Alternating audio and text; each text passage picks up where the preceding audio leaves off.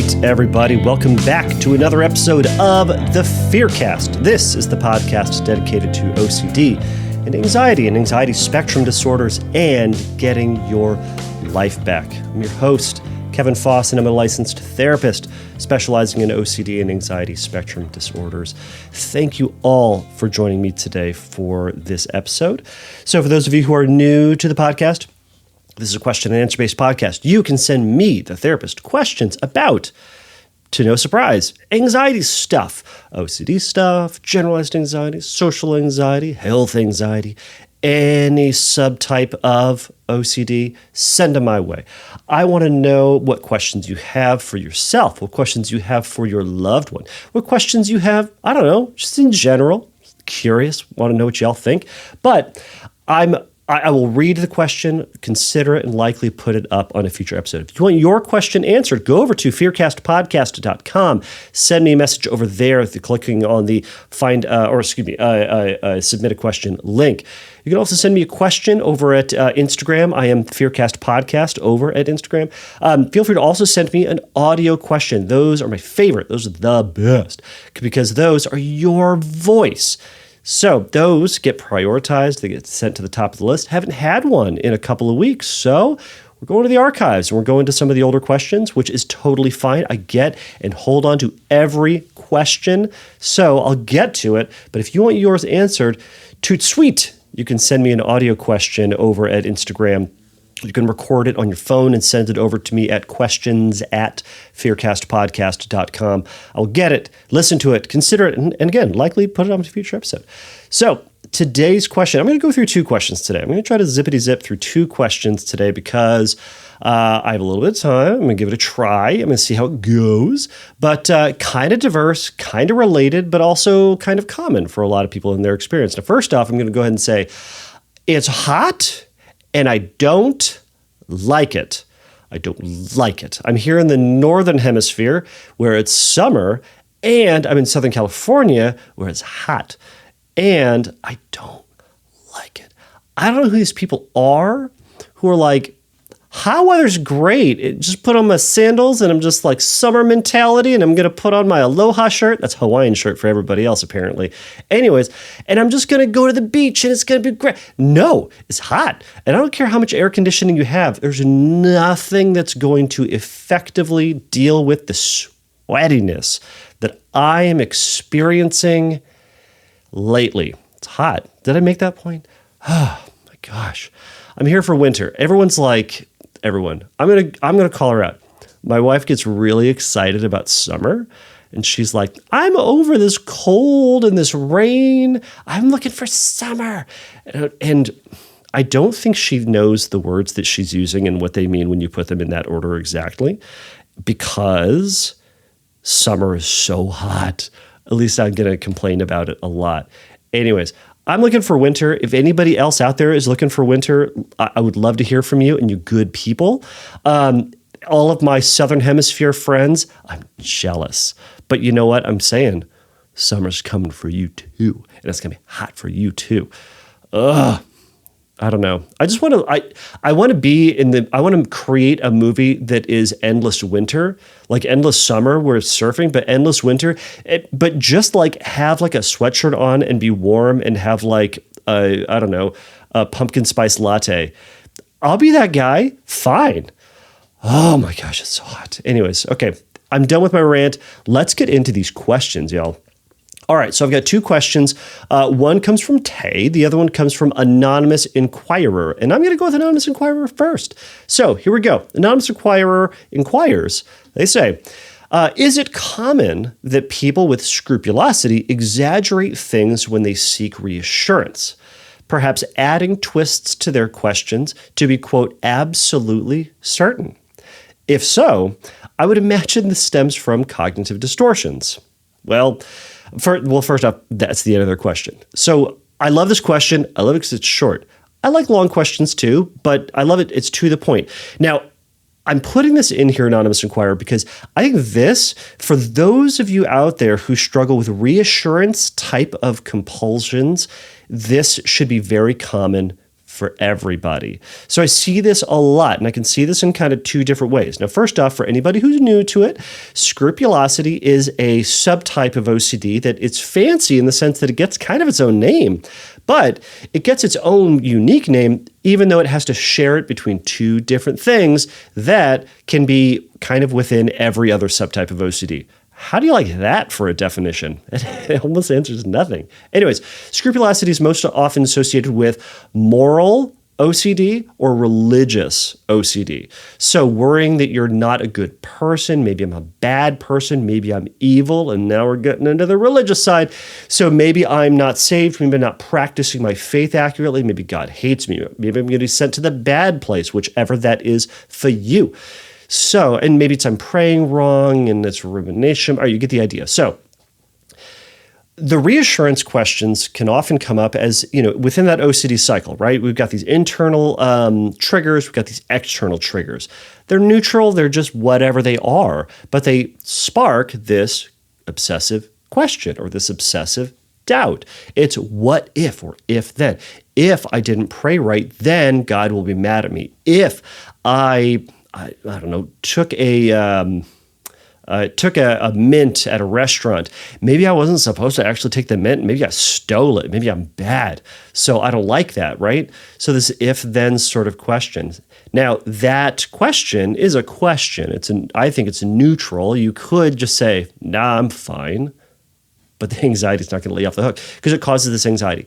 In order to alleviate the anxiety or to try to make yourself feel better, to try to make that story not true in the way that anxiety is presenting it, that's where those compulsions come in. So reassurance often happens for folks where they're asking other people for, you guessed it, reassurance that they are okay, or that everything's going to be fine, or that whatever they think they did that was bad actually wasn't bad, or something to that effect. Now, this is ultimately a compulsion reassurance because it's asking a question that can't be answered by that person.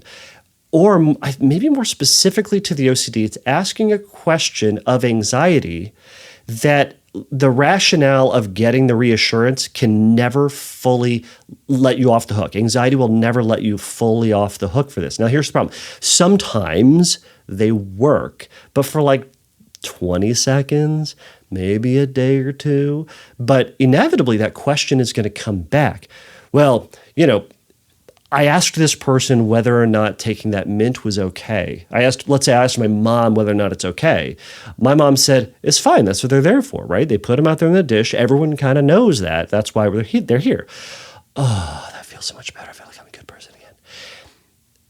And you can ride on that for a little bit until anxiety shows up and says, yeah, but maybe you took more than one. Or maybe this dish you missed hey, you need to pay 25 cents for it. So this one you actually stole from, right? So it undermines that reassurance. Now, first off, you're asking your mom when you should be theoretically asking the person who owns that dish. That person who has the dish is the person who can actually answer that question. But even if you were, anxiety doesn't care. If you were to go up to the store owner and say, hey, is it okay if I take a mint from this dish? And they go, yeah, sure, it's fine. That's why it's here. Oh, that feels better. But then you go back and that thought is, well, maybe they didn't fully hear me. Maybe they didn't understand it. Maybe I wasn't actually talking to the store owner. Maybe I was talking to just some, person at the desk and they didn't really know. And the store owner is upset at me, right? There's going to be another what if, another yeah, but, or another question that's going to undermine that reassurance. Because again, at the end of the day, reassurances don't work. But anonymous inquirer, to your question, can scrupulosity exaggerate things? Yes, very much. And it exaggerates things in both directions, right? I've had folks ask questions that are just so elaborate, so much bigger than what their fear actually is, right? So maybe it's, hey, did taking the candy from the dish, was that bad? Or maybe it's something like, hey, I stuttered when I prayed. I'm worried that maybe that's not okay, right? So the exaggeration can be, What if I accidentally said something blasphemous when I prayed? Can God still forgive me? Or can God still accept me? Or can God still love me? Or am I still righteous? Or am I still in the club? Like, whatever that is. But maybe it's like, instead of saying, like, praying for your brother, you said praying for my blother, right? Like, I don't know, silly example. But that can be exaggerated, because ultimately the question isn't about the question itself. It's about can God let me off the hook? Now, again, this gets back to reassurance. It's exaggerating something, and it is above and beyond, and it's irrational. It's not going to help. You can go the other direction, where someone might ask little things, right? Well, if I did this, is God cool with that? Okay, well, that's not what I did, but it's kind of close. All right, hey, but what about, like, if I did this, I don't think God's going to be cool with that. Or it's like, hey, is that kind of cool within the church? Like, can we do that? Like, I can't? Okay, I can. Okay, that's cool. And you ask all these little questions that are inappropriately anxiety-driven, rounded up to answer the question. But again, the twists don't answer the question directly, right? Now, there is a great point to reassurance. Now, reassurance gets a bad rap in OCD land, because it can kind of be interpreted as, I can never ask questions about anything, and that is a lie. You ask questions. Anonymous inquirer, everybody out there, ask questions. That's how we learn. But we need to remember that there's a one and done limit when it comes to OCD. And what that means is, sometimes folks will ask the question, and then they'll twist it slightly, because OCD has said, well, maybe they didn't fully understand me. So let me add a little detail here, and let me see if the answer is different, and maybe that will help. And okay, well, I got the answer from my pastor. Let me ask this other pastor. Okay, now I got the answers, and they're kind of similar, kind of different. All right, let me email this podcaster and see what they have to think, right? So it starts to slowly build, and it starts to slowly take over, and you're asking the same question ultimately 100 different times. In your heart of hearts, you know what question you're asking, but you're letting OCD take over and convince you you need to ask it again, and you don't. And that's you listening. That's not trusting other people. It's not trusting the resources you're given. And so instead, you saying, I can only trust what anxiety and emotion has to say. And that is going to lead you way off base. So one and done reassurances are this. You craft your question, and then you ask an authority. You ask one person on the subject that should know the answer to that question.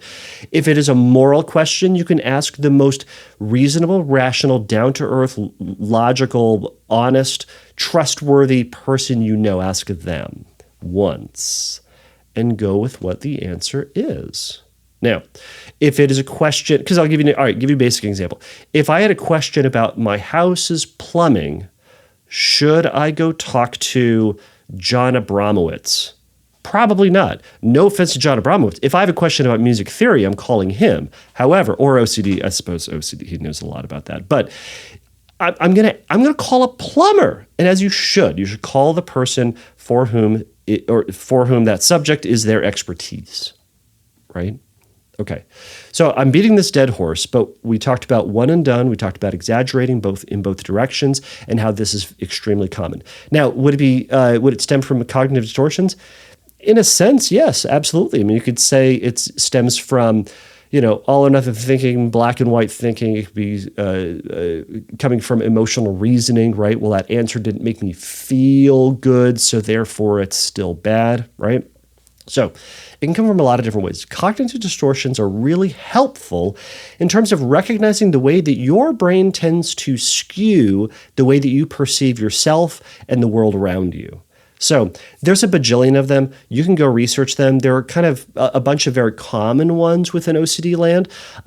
Books like the Mindfulness Workbook for OCD have a bunch of examples in there that you can read. I'd encourage you to go through that. But it's not make or break. If you learn cognitive distortions or you identify them, it doesn't mean that you're fixed.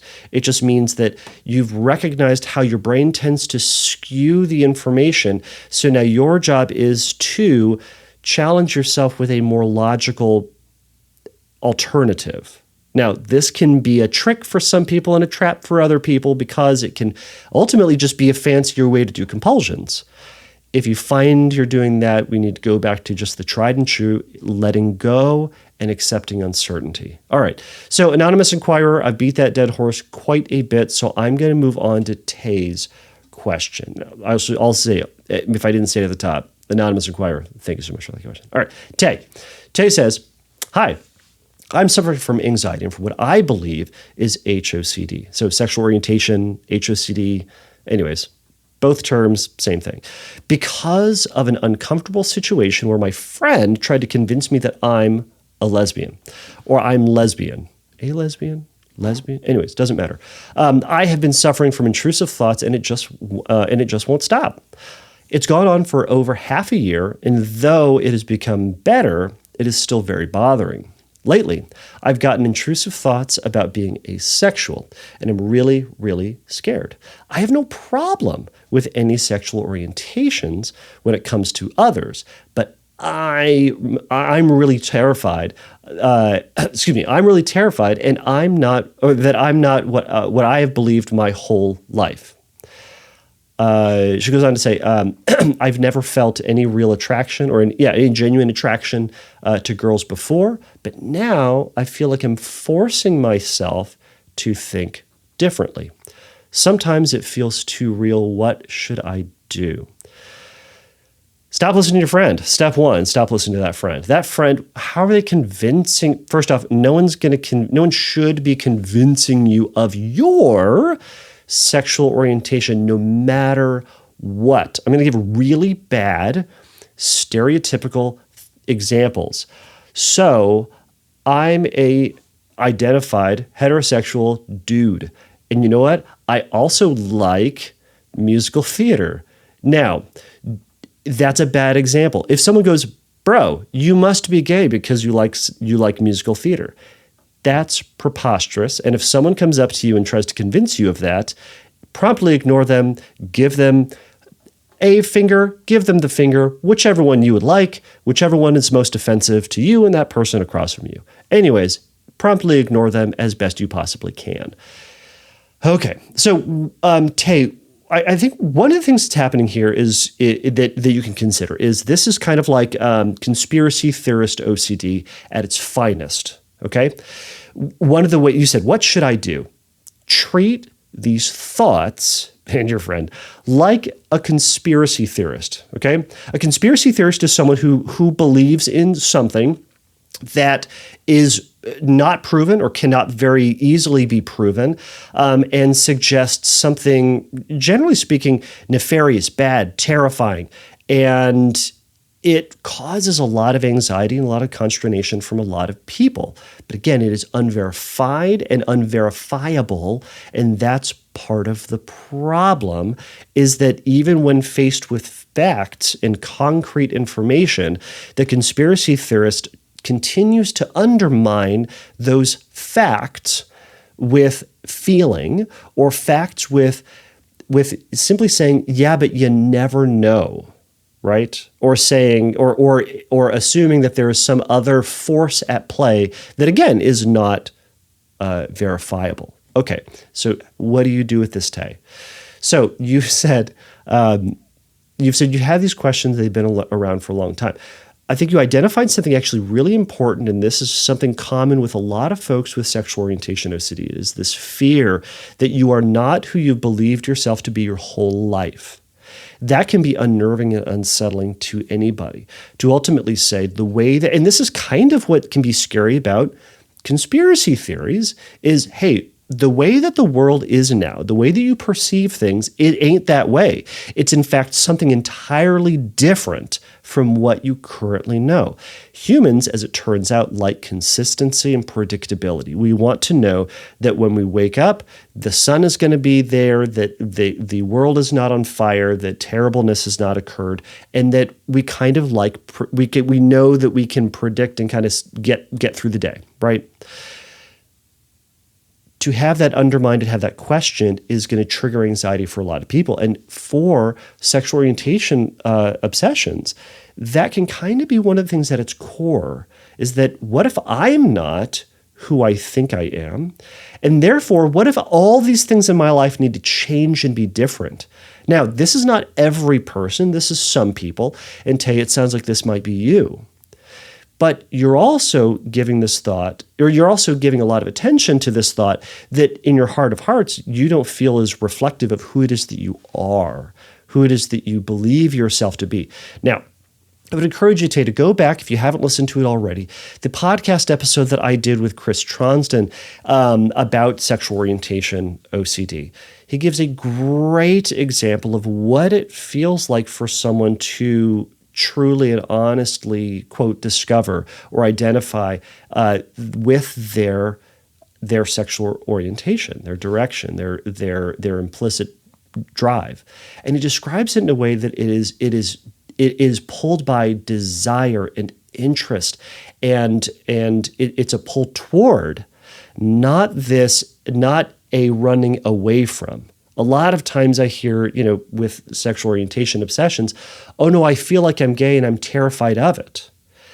That is not the way he describes it, and I would encourage you to give that a listen and see if that's reflective of your experience.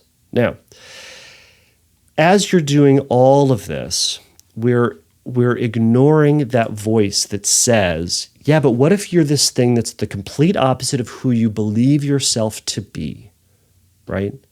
And it suggests that, and anxiety jumps up from that, I think oftentimes because it's saying, well, you need to know. You need to know that you're not going to fall into a trap. You need to know that nothing bad is going to happen, because that's what anxiety does for us. It identifies and produces thoughts and feelings that help point us in a safe, quote, safe direction. With OCD, this feature and function of our brain is hijacked, and things that are, quote, not dangers are perceived as dangers now. So this feels like a big old danger, but it's completely irrational from your perspective. Okay. So I go through all of that ultimately to say we want to let go of needing to know and let go of the amount of time that you're spending ruminating and questioning this. You've said you've had these new intrusive thoughts that maybe you're asexual, and it's really scary. Notice you didn't say asexual, and it would explain a lot about how I feel. And it feels comfortable. It feels right. It feels genuine to my experience and my desires and my interest or lack thereof. You said, I'm really scared. That should be a big red flag that perhaps this is OCD. So either way, you're saying this is not who I believe myself to be.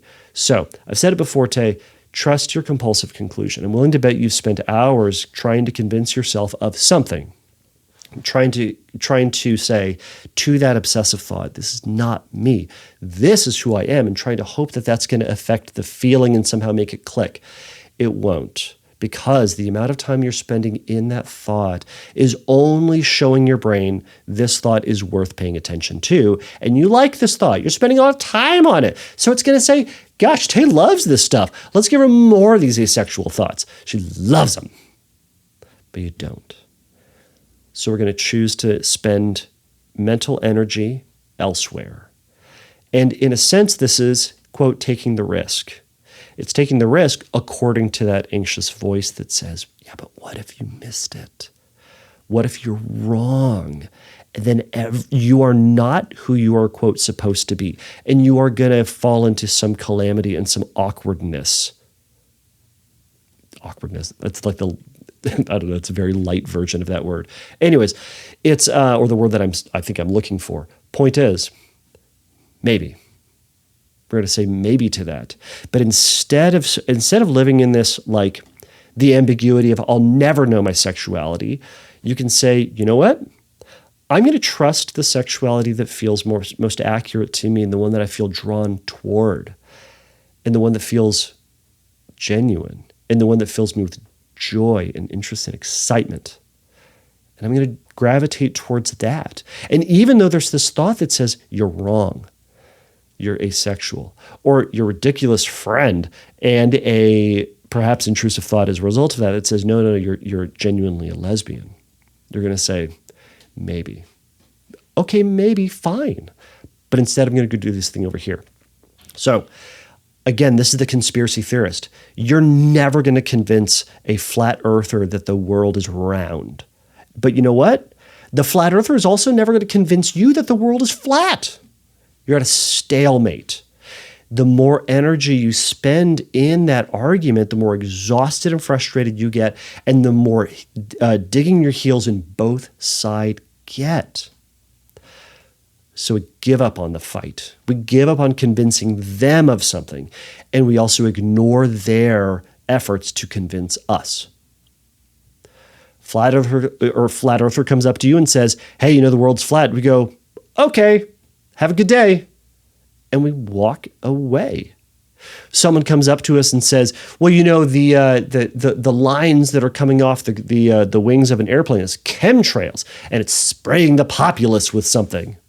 Okay, well, interesting. Well, thanks for that information. Have a good day. And we walk away. Pick whatever your favorite conspiracy theory is. By the way, if you have fun conspiracy theories, send them my way. I think they're fun and interesting to talk about and to think about. But I also like watching cartoons and things that aren't real. So it's a form of entertainment. Anyways, the point is, I'm not going to convince them. They're not going to convince me. They're not going to convince you, Tay, and stop trying to convince them. You be you, whoever that is. And we have that thought existentially. Maybe I'm wrong. Maybe it's going to go weird. Maybe it is, but maybe it's not. But we're not going to spend any amount of time on that. And we're going to live and move forward with who you believe yourself to be and trust that that is who you are. And spend as little time in that rumination as possible. Catch yourself when you're ruminating. Don't beat yourself up. Accept that this is anxiety and this is scary. And when it catches you, you go, you caught me this time. Well, okay, I'll get you next time. And we gently shift our focus off to something else that's more desirable and interesting. All right, Tay. So I've done a lot of rambling. Thank you so much for these questions. Anonymous Inquirer, thank you so much for these questions. So if you have questions, if you have comments, if you would like to add something to these that perhaps I missed, if you would like to say I'm bonkers and don't make any sense, also message me and I'll put your criticism up on a future episode. That's fine. You can think I'm bonkers and crazy. That's possible. So, all right, everybody, I'll release you all back to the wild here. Thank you so much for listening to the podcast, and best of luck this next week. Thank you for listening to the Fearcast. If you would like your question answered on a future episode, please click on the Submit a Question link at fearcastpodcast.com. If you would like your question answered sooner, please send me a recording of your question to questions@fearcastpodcast.com or by sending me an audio message through Instagram by DMing me at fearcastpodcast on Instagram. If you like the Fearcast, please write a review on your podcast platform of choice. Please remember that the Fearcast is not a substitute for psychotherapy. If you need a little bit of help in your recovery, please go over to fearcastpodcast.com and click on the Find Help link, and there's going to be some information for you there. So until next time, take a risk, challenge yourself, and don't take your brain too seriously.